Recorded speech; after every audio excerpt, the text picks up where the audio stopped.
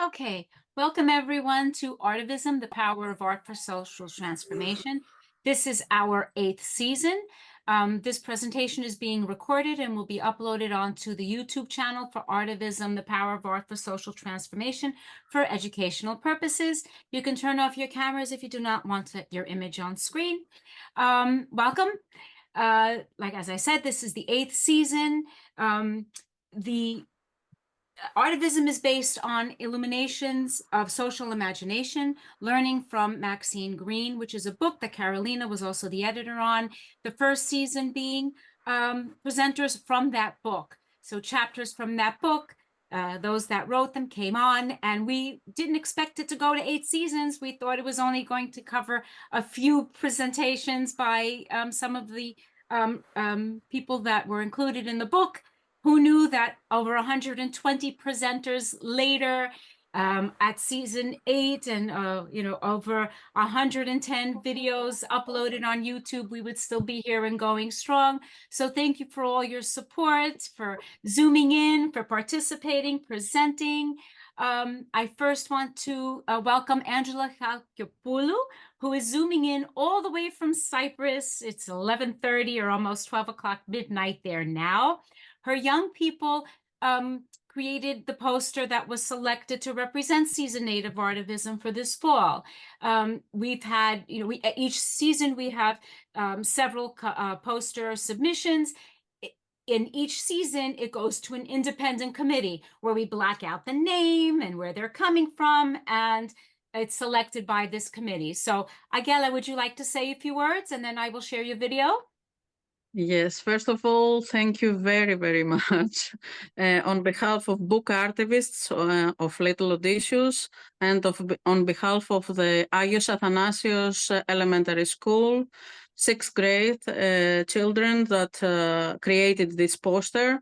It was heartwarming for me and for all the kids because they were very excited when they created this poster, and they were very happy to see how this image reached people on the other side, far away, people that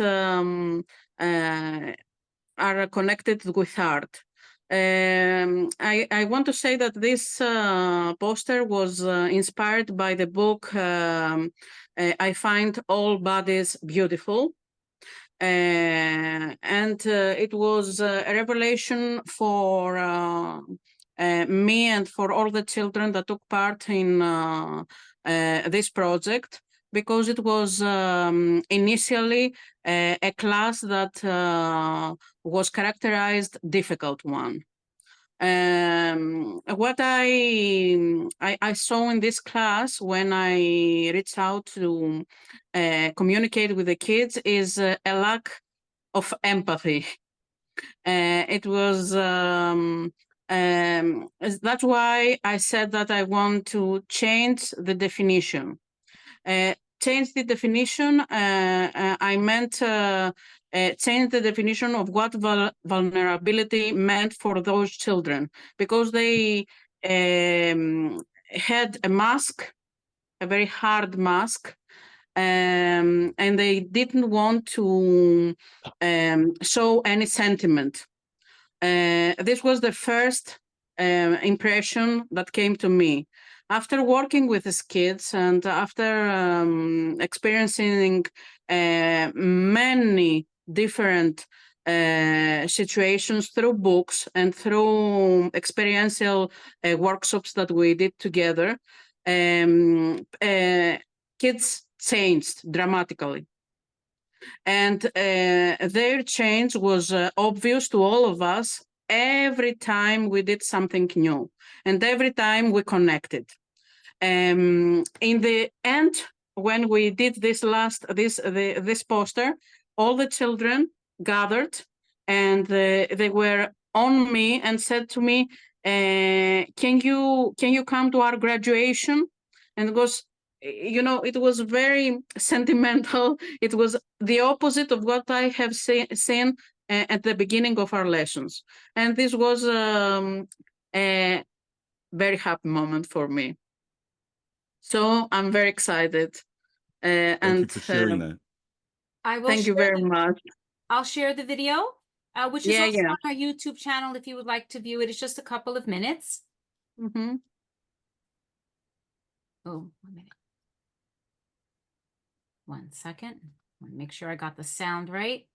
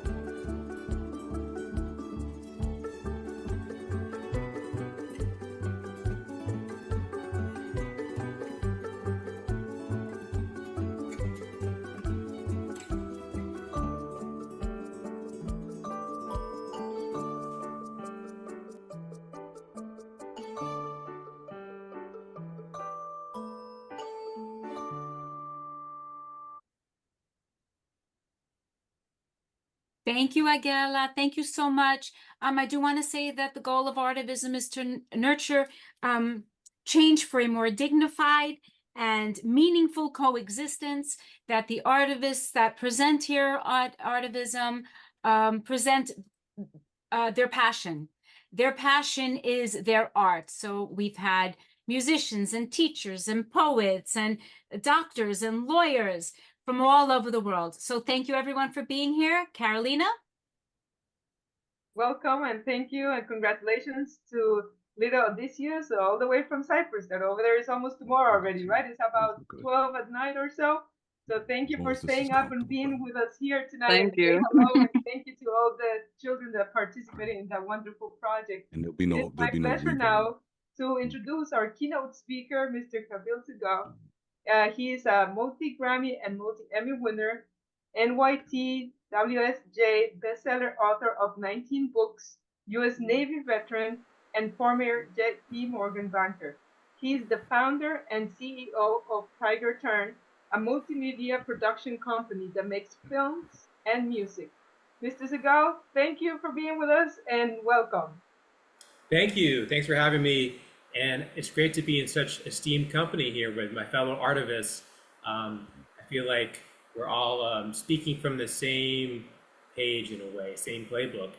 My passion is music. My passion is, I make a lot of music, I compose a lot of music, but I only have a few minutes. So I wanted to just share how I think about artivism and how I think about putting out projects. I'm gonna take my composer hat off and put my producer hat on. And this is a question that I think we should all think about is, of course, if you're an artist, you should obviously do what's in your heart, right? And express yourself in the most beautiful and significant way. But if you're looking to make an impact with how many people you're reaching, you have to capture attention, right? We're all in what's called the attention economy, whether you're putting it on social media, whether you're making a movie. How do you get people to pay attention to your artistry? How do you get people to pay attention to your artivism? That might seem like a very tactical question, but I think in the 5 minutes I have, I wanted to share with you a framework that I use. So whenever I start a project, I don't jump into just composing or crafting. I spend a lot of time thinking about, is this a project I want to take on in the first place? I really think about that. And I think about so many artists that I know will jump to composing, recording, writing. And when you jump to that, so much of the trajectory of your project is already shaped. And what I mean by that is people come to me and say, Kabir, I would love to make a Duke Ellington record. Great, that sounds great. But you know who's really good at making Duke Ellington music? Duke Ellington, right? I'm not sure I want to make, I can't do justice to Duke Ellington. So when I think about it, I don't want to be the better or the best. I want to be the only. And everyone here can be the only, right? Everyone here can be the only because you do what's in your heart. So the framework I use is I take my artistry, which is music, and then I think about everything else I'm interested in. I'm interested in baseball. I'm interested in politics. I'm interested in all kinds of other things. And when you start to put those Venn diagrams together and take your artistry and use your artistry and talk about topics that may not involve the art, like politics or baseball, you create projects, you create ideas that are one of one. Very few people are doing it. I'm very interested in politics and government service.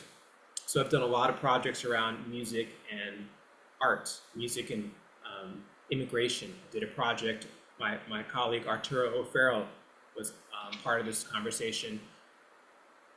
The US-Mexico border is like a very contentious issue, right? So 7-8 years ago, we did a project called Fandango the Wall, where we brought many musicians to the border between the United States and Mexico. Turned it into a book, turned it into an album, turned it into an HBO film. It's now on Delta Airlines.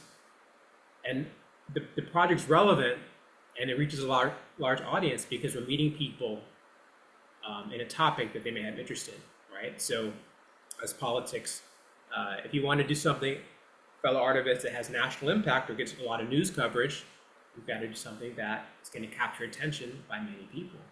If you want to do something on baseball, how do you get baseball fans to care about your art? Make a project about your favorite baseball team. How do you get people to care about your love of insects? Do a project that is about E.O. Wilson, right? So I always look for different ways to build on-ramps into my projects so that art reaches more people. And this is not unique. I grew up, I wrote a book with Congressman John Lewis. I wrote a book with Ambassador Andrew Young. And Ambassador Young would say, when we did our protests in Selma, we decided not to do the protests at the beginning of the day. We did it in the afternoon and late evening so that it would be right in time for the evening news. The civil rights leaders understood the idea of drama, understood the idea of production. And so I encourage you, as you take on your projects, as you take on what idea do you want to spend the next 1 to 2 to 3 or 5 years of your life on, is it big enough for your artistry?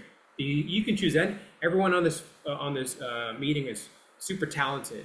You could use your crafts and your talents for any idea.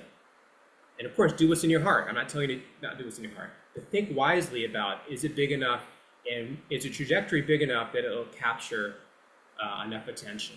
Because the attention economy is really the game we're all in. And so I don't want it to sound too commercial, but that's a framework, I guess. When people send me an idea, I said, how do I make this the only project like this? How do I, if I'm going to spend time and invest and put my resources in it, how do I make this the only project? And how to make this unique? So I wanted to share that framework. You can find me online if you want to chat or brainstorm together. But instead of talking about my love of music, I wanted to maybe share something prescriptive. And I only have a few minutes, so I think my 5 minutes are up. But that's my advice: is think wisely about which war you're going to wage before you actually fight the battle. All right. Wonderful. Hope that was helpful. Wonderful, wonderful. Thank you. That's an excellent way to start this season 8 of Artivism.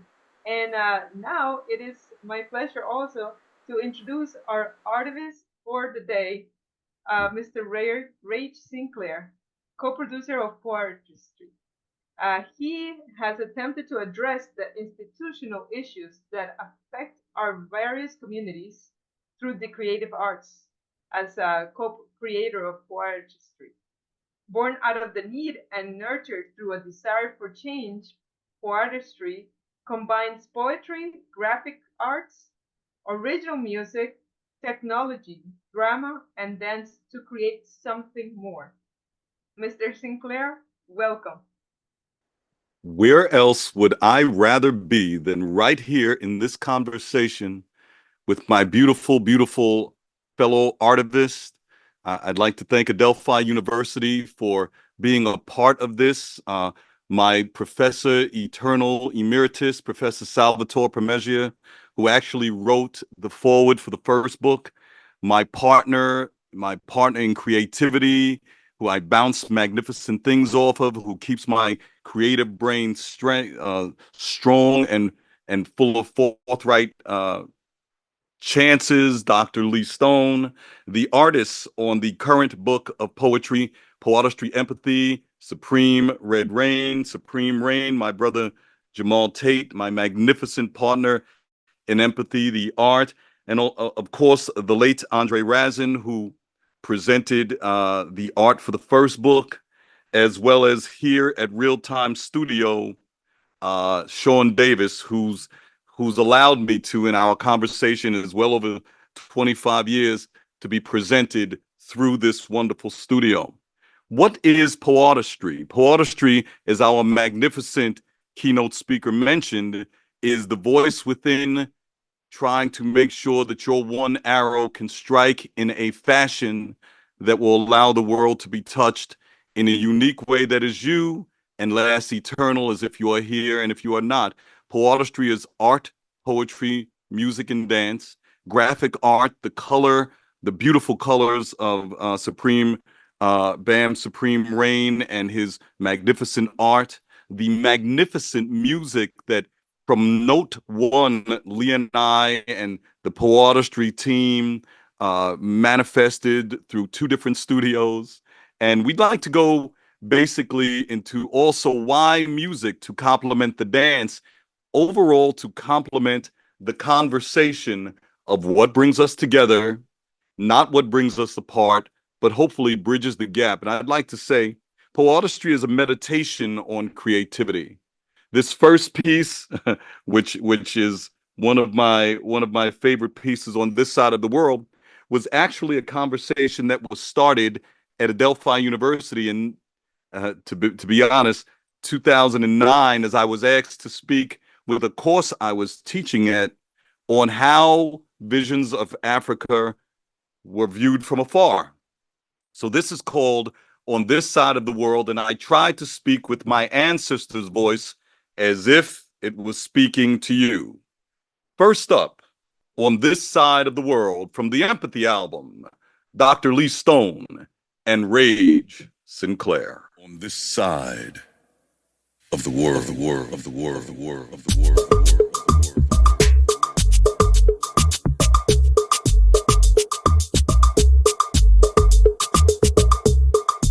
As the light of this love shines on this land, touch my skin, hold my hand. It's sweet, isn't it? Reminds you of something familiar.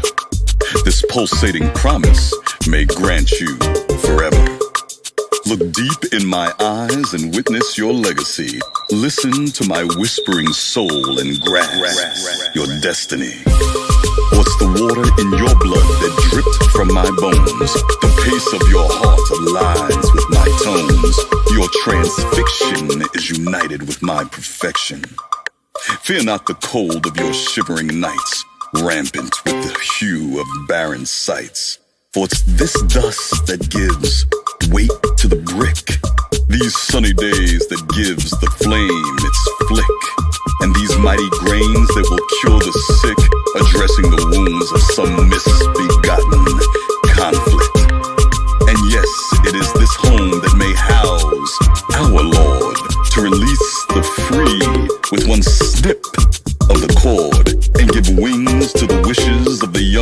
unfold, for our tomorrow has been foretold. So look away, if you will, and scamper in denial. This hungry heart still bears a mighty smile. Never to be tainted by the views of afar, my trail is lit by the night stars. Look deeper still beyond your books, historical words that have been mistook. For before the pen, before the paper, my body told the tale of love, of pain, of how we'll prevail. Pity not my plight, there's more to me than man and his ways. From my skin to what lies within, I will show you soon your future days.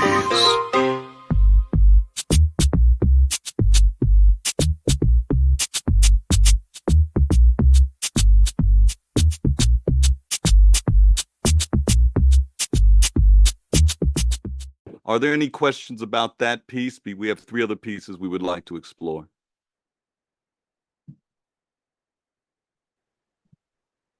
Any questions? Who does the graphics? Okay.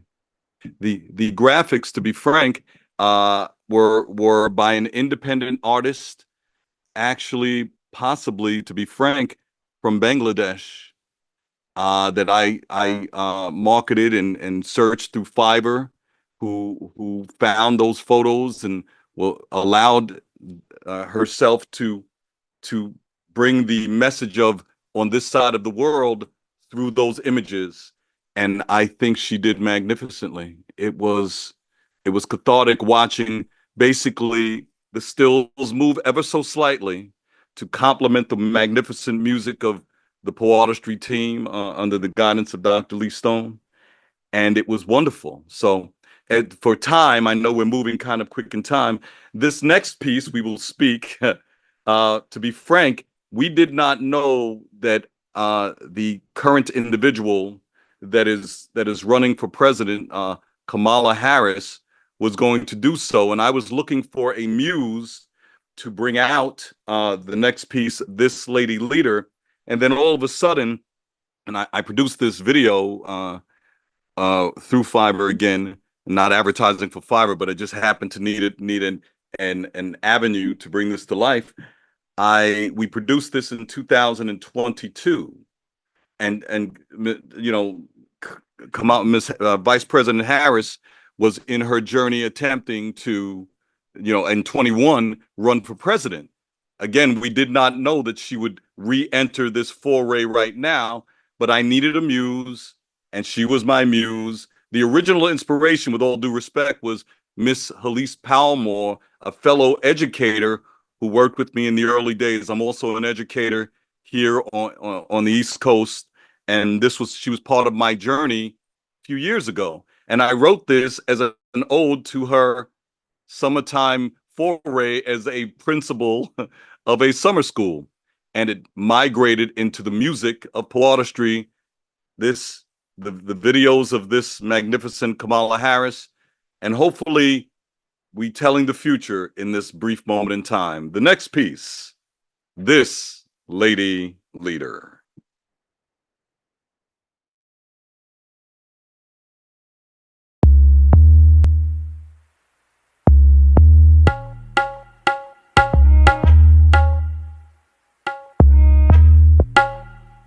This Lady Leader.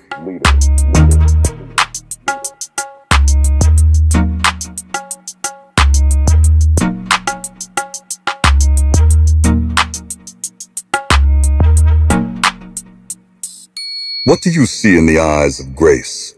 A power assured that moves at its own pace. Is this presence practically immune to the mundane? Or does reflective intellect assist her refrain? Is she pushed by some point to be proved? That intangible obstacle that only she can move. In truth, all need to recognize that her success is by no means a surprise. With a sound and profound definition of her direction, and a message from her meaning that decimates any perplexion. This shine is refined by her eagerness to learn. Like some star waiting to be born, she has passion to burn. Unlike footprints in the sand, her impression will stand the test of time. As this moment is held in joyous reverence, like a summer day's sublime. She will recall the mark in hope she made, some memorable encouragement beyond the passing grade. This brief chance to motivate young destinies. For most of all, this will be this lady leader's legacy. Legacy, legacy, legacy, legacy, legacy.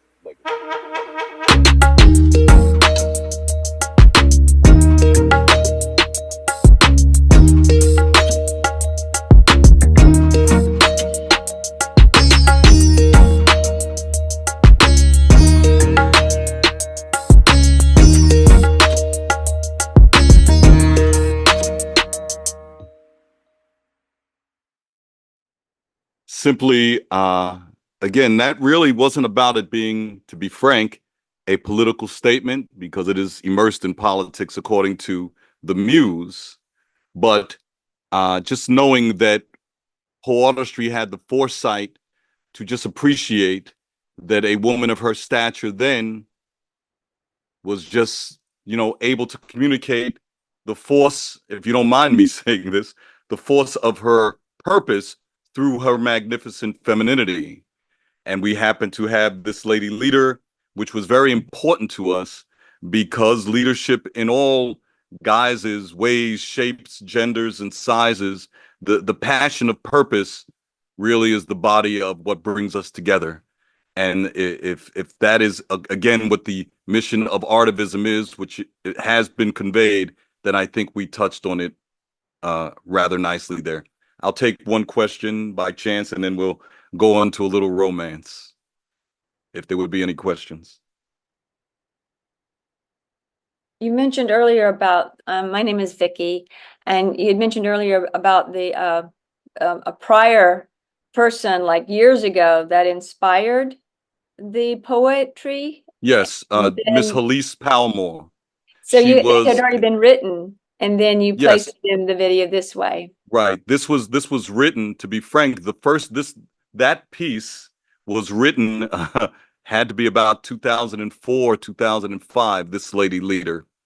And because I've been an administrator in educational circles since 2008, and I had it there and ready for the next book. The book had not manifested. The next book's journey with Bam Supreme Rain was in its locomotion or automation. It was becoming animated spiritually, but it did not come to the printing aspect until 2022.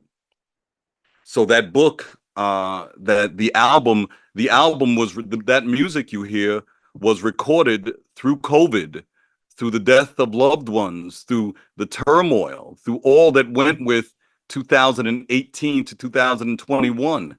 That music, without Camilla being the muse, we just felt that the indigos in the picture, the shape of the entire motivation of what the art had put forward, the conversations within the studio, and then seeing Dr. Stone take his finger and go from key one to it really felt like whatever brings us together spiritually, whatever life force brings us together, spoke through us and manifested every note of music to every screen, every change, and that's what had occurred. And thank you so much for the question, really, for entertaining it. This next piece is called The Language of Love, and we will present it and let it speak for itself, and then we'll speak about it a little bit. The Language of Love.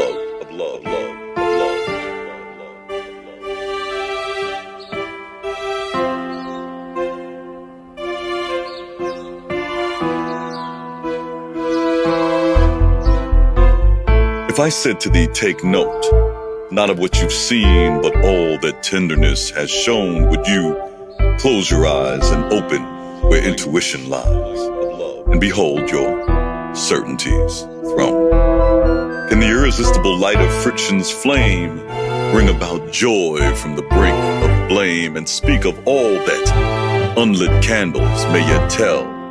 As every new light may calm one's fright, there are other sensations that may yet swell. Let's just say in my own way that I've danced in the linguistics of your intensity, and yes, it got the best of me. Yet your solitude solidifies me, as I now can face my mystery and disregard my heart departed and never again visit a heart discarded. For in ridiculous laughter, we must get lost. The nuances of nonsense will melt all frost and make way for a moist mind, ripe for a delicate spirit, resonant and receptive and ready to share it. In ease, affection will be encountered, and it will have no face. For with this malleable nature, I will be blessed by a truth to fill my space. Oh, not by words, but the slightest touch of the language of love. Need not say much.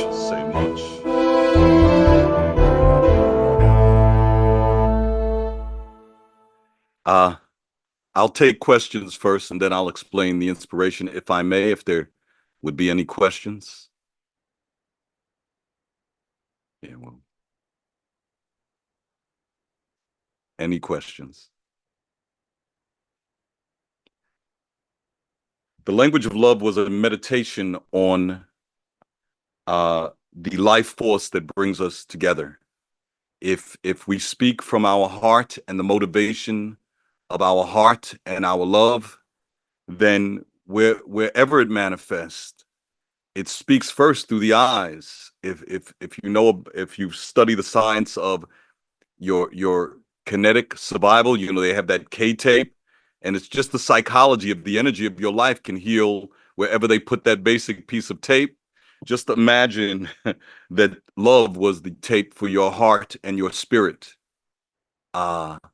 If you allow yourself to immerse in the words, you will say, not by words, but by the slightest touch, for the language of love need not say much. It will allow you to transverse the universe and find your heart's desire, which starts in the spark of the energy that brings us together and alive. Would there be any questions? Because we're moving. I know I have a couple more minutes. I'd like to say that the conversation that preceded me, the magnificent teacher in Cyprus, magnificent sixth grade students, I've spent my life as an educator on behalf of allowing children's voice to be manifested first and foremost where they are. I studied theater and psychology at Adelphi. I have a master's in social welfare and 2 advanced degrees in educational leadership. I only say that because the education of children allows them to have a life defense. And if we allow them to defend themselves with what they learn through their emotional internships, through their emotional journeys, to fortify the way they think, to articulate their life through language, through math and appreciation of history and science, they at least can give their life a complete try. And that's all I've ever tried to do as an educator, as a clinician, and as a person, is to be a conduit for them to know that life is the apprenticeship. And if we allow ourselves to learn, we will allow ourselves to live. And that is the message within the journey of Poeartistry. This last piece I'd like to speak a bit about is called The Recovering. And as September 11th was last Wednesday, I remembered my journey, born the Lower East Side of Manhattan, East 3rd Street, New York Hospital, migrating through the beautiful tosses and turns that are New York City, lived in Harlem, educated in Bensonhurst, Brooklyn, in Red Hook, PS15, growing up in foster care of the 1970s and 80s, Coffey Park, Far Rockaway, Queens, and the many villages, and the edge of the world, which was the ocean and Beach Channel Drive, and then migrating out to Adelphi and understanding myself through college. New York City is my love, is my blood. New York City is my birth certificate, on my birth certificate. So when I saw what had occurred on that moment, at that moment, I was awestruck in a profound way, and it something spoke through me. So it is my hope that as I present this final piece called The Recovering, which was the last piece written, if I can just hold up this book, which was the last piece written for the first book of poetry called Poeartistry. When you open it up, you see that the picture within the book is a face migrating through, as I saw it in the moment, through the weeds within New York City streets, through the branches, through the vines that wrapped around the pipes in the various places that trees, push up sidewalks. So I saw the face of possibility in this recovering. So and then I'm also, to be frank, I'm watching after the buildings had fall, after the towers had fall, the firefighters and first responders and police officers and volunteers sift through that, because my brother at the time was a police officer, and he said it's both a scene for the tragedy, but it is also they were trying to recover parts of our humanity. So I took a breath, and what came out was called The Recovering. So I will read it as it was originally written in this form. As I attempt to swallow the recovering, as I attempt to swallow this stone in my throat, it is my intent to manifest this meaningful quote. And we'll share the screen with you guys. In this moment, when my mind didn't deceive me, it is my hope that this faithful creativity might relieve me. The course of these days will dim the ambiance of ambivalence. Our collective grieving will commence the relieving as we now raise our brows for deliverance. For as the blatant and the stealth has decimated our wealth, our souls are far more erected. And like a cut on a child, we will mend this smile and move forward both educated and protected. Although concrete and steel I did not feel, my shoulders now bear the story, and as my mother and father are with them now, I am not ready to meet my glory. These tears and fears may last for years, through many sleepless nights, through stress, bless, and restlessness, I will hold my children tight. And as avenging may be the answer, death is still the cancer, as the dead cannot be recounted, and through the needles in our haystacks, we may attempt to bring them back, with some totem's head to be mounted. For with all the news that's fit to print, we appeared blinded from hint to hit. Might it someday happen again? And if we reap what we sow, at least now we know that your patriotism should come from within. So prepare yourselves for these forever different days, and be sure to secure our land and our shores. Let the distinct root start in your homes, where the memory is fresh, like cleansed pores. And as we strive for might and mend, tearfully attempting to comprehend the tragedy and the triumph on our brick-lined streets, though visibly shaken on the tightrope of defeat, people get ready. There are new essences and strengths for the discovering, or the journeys we will take within the recovering. Again, it was not for anyone, but more so for the meditation that art gives to those that grieve, that art and love and pictures and music and the contortions of your beautiful minds give to those that come after. Again, that was written in 2001 as the last piece of a book that came out for a show in 2002. it just purged me. It gave me at least a part of an answer in my trauma, in my attempt to understand what I had witnessed, as everyone has witnessed. And it's just basically the try we as artists give. I'll take any questions if by chance anyone has any. I think before we go to questions, I want to thank you. And of course, Sean Davis behind the scenes, right? Yes. And to Kabir Real Seghal time. for being our keynote speaker today. Just very quickly, next week, we will have a team zooming in from Costa Rica. It'll be Monday, September 23rd at 4:30, same time. Santiago Carvajal and Flora Zenit will present music as a social transformative tool.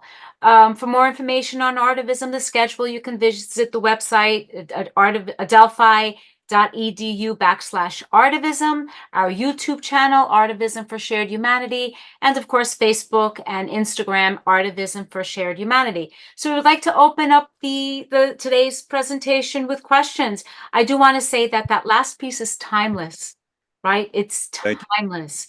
It could have been way before September 11th. It's today. Hopefully it won't be tomorrow, right? We hope for much better days, but yeah. All of your pieces are so inspirational, and we've spoken before Yes, with our first meeting. The one about love was I guess hit me strong. It's almost like, we ourselves as individuals have to recover from trauma, from everything that we kind of latch onto and cage ourselves in order to then be on the receiving end of love, to also then be able to give. So enough of hearing from me. Thank you, Audie, for your words. Thank you. Any other questions or comments?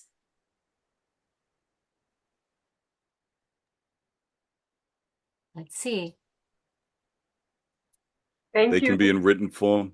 I'm sorry. Yes. Please, Caroline. Yes, you can put it in the chat. Well, it's been a treat to be part of this inaugural event. Thank you, Mr. Sinclair.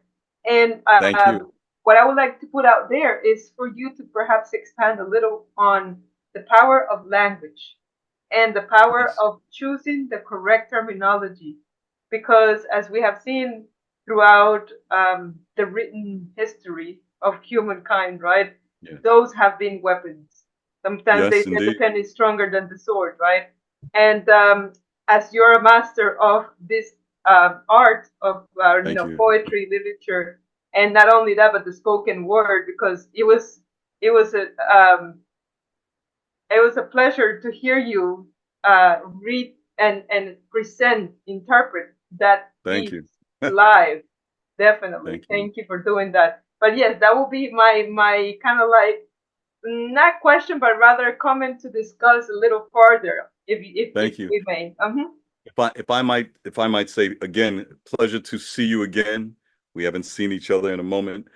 Please remember that your words come from the center of where you are, the oxygen migrating through your lungs. But there are two brains that contemplate words: the feeling in your stomach, which is scientifically, not Rage Sinclair, but scientifically where your second brain lives to feed your cranial brain. So between those two places, you can actually hesitate a moment and think of, in contemplation, the right thing to say. So before I speak, I tend to gather my breath and gather my thoughts to say, if I want to say something which can further my life's force or halt it in reference to the receiver, I really want to respect those that are listening, be it a child, be it one of my patients. I'm also a therapist, be it somebody that I'm involved in education with, be it a conversation at a deli, a conversation at the beach, be it me speaking to myself in my meditations and my motivations. Contemplate the power of the written word, the power of the spoken word, the power of the word in its manifestation through thinking. And then if we have the honor for someone to listen to us, at least respect enough to complete your thought with love. I want to always complete thoughts with love. This has been a magnificent, unforgettable, loving memory for me. So if nothing else is stated, that was stated from an artist on the receiving end of this invitation. And if we can always migrate through art and activism, then we've truly been able to bridge the gaps between meaning and journeys. And we can be on this journey together if the words mean enough to you. I hope that answered to the best of my capabilities. There is a question in the chat. Surely. Thank you so much. Wonderful presentation. I'm a poet and visual artist, and I'm also a stroke survivor. Do you find your recent work to be more practical, more emotional, or a mix of both? I would say a mix of both, because the art is the emotion. Specifically as a stroke survivor, please, I say, to, out of respect for the question, movement, even in your now new cultivated, and I'm not sure the extent of which the person's movement has been affected, but please, all I ask is keep moving your heart, keep moving your beautiful mind. Remember, if a blank page is there, it is waiting for your expression. It is basically begging, please touch me. I will not be born unless you touch me. So in an artistic and cathartic way, please move your beautiful mind through your beautiful body, and the world will be a better place. So yes.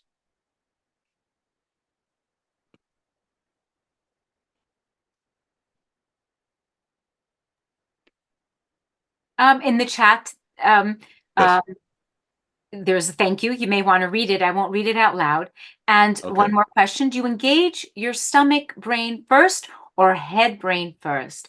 Or does it go back and forth in which way it happens? Interesting. I engage the nutrients of the possibility of the stomach, because the brain is the highest caloric consumer of calories, specifically good emotional calories, which complement good physical calories, good fats, avocados. I'm nobody's scientist. I just appreciate it. Okay.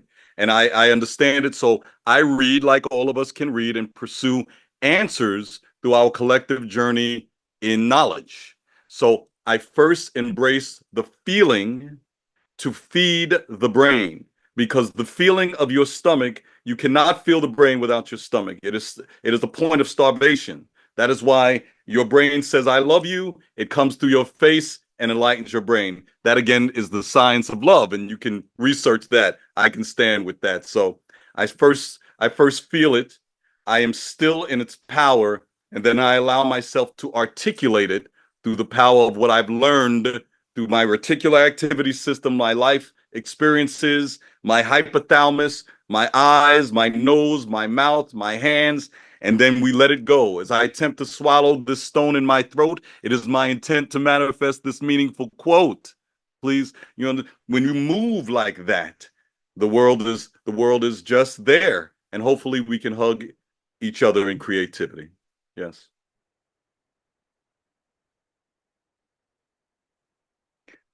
So I know we are moving. I'm following you, RG, and then I'd love to be here all day, but I know we had a time frame.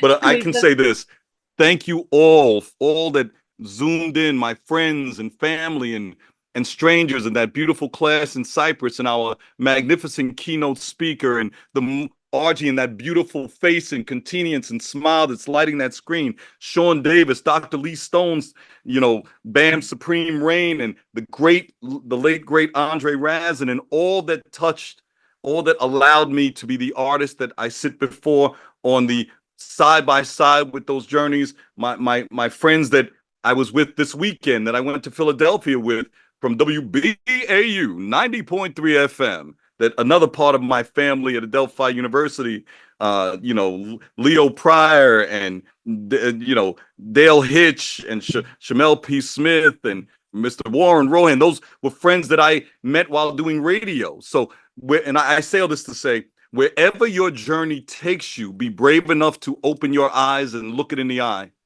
Please allow yourself the joy of your cathartic, loving chance.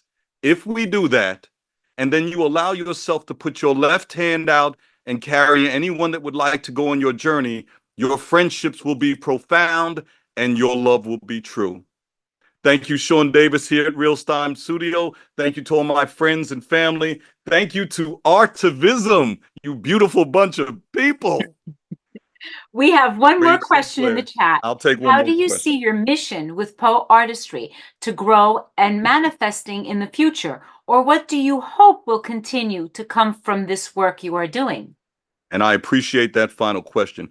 Poeartistry is hope in action. You know, like a hungry person, if you're sitting there hoping and 3 weeks pass, your body will say, I can't do it anymore. But if you search out the nutrients, which will be the stages, the future of poeartistry is immersive poeartistry. As you may have noticed, the art has colors. We created the music, we created the art, we created the stage and the premise and the atmosphere for immersive poeartistry. So right now we're looking, and if anyone out there is listening, we're fine with it. We're looking for those that will further the cause of poeartistry in any vein or any mission, any way they can. Again, poeartistry is an original thought that wants to touch an original world. And we all are born in originality on a daily basis. Children dance at 4 and go on to dance the rest of their lives. We want to complement the journey that bridges the gap between thought and action. And wherever you come from, poeartistry is the future of poetry based in the love of today. So we would like those that are interested in poeartistry to visit poeartistry.com. We'll put up the QR code. Those that would like to support poeartistry and its mission, feel free to reach out to us at poeartistry.com and poeartistry2020@gmail.com. We would love any support, any interest, and any way you believe poeartistry can complement you. Again, it is in love, for education is a life defense, and hopefully you learned something about yourself today. Appreciate the question. Before we go today, I have two things for you, Mr. Sinclair. One is kind of like a follow-up to my previous question in regards to what advice of sorts would you give someone that might not be so closely together to language and expressive language as you have shown us how to use it, right? Because you have created rhyme right here in front of us as you're thinking of the answers that we have posed. And then the second, to close the event, it's a key takeaway from your presentation today for action. So what is a key takeaway for action for our audience? And before that, the follow-up was just how can we engage with our inner language and all of those aspects that you have mentioned. And thank you again for your wonderful question. Please, I write in prose because I talk a little. Some would say I talk too much. Some would say, Greg, say a little more. I like to sing. I'm an actor by training. I love the thought of characters that would not be there, thoughts that would not be there unless you painted the picture. Please remember these two words: yes and no are complete sentences. So you do not have to expound upon thousands and thousands of words to make to get your point across. Contemplate what I need and want to say right now that will allow my love to shine through the power of my creativity. One of my key takeaways from this is if you surround yourself with people or in an environment of people that are of like mind and like energy, you are not among strangers. Only the name is strange, not the love, not the feeling, not the energy. Remember, before you know the name of your love, you know the energy, you know the life force of your love, because you walk in that room. Some enchanted evening, you may see a stranger across a crowded room. The song speaks so true to life. You look across and you go, wow, my life can go further through the convenience, through the beauty of that chance across my space. The same goes with the creative life force. Find yourself in a space where you can express everyone's expression through the love you have of yourself. It will bring you together and it'll keep you there the rest of your life. I hope I answered the question.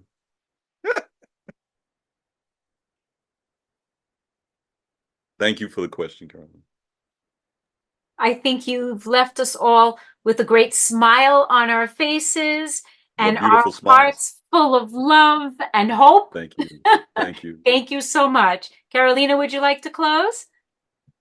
Yes, thank you again for this presentation, for spending the time here of our inaugural presentation together, to you and our keynote speaker, as well as to Ms. Agela that zoomed in all the way from Cyprus, even though it's super late over there because here we're in Eastern time.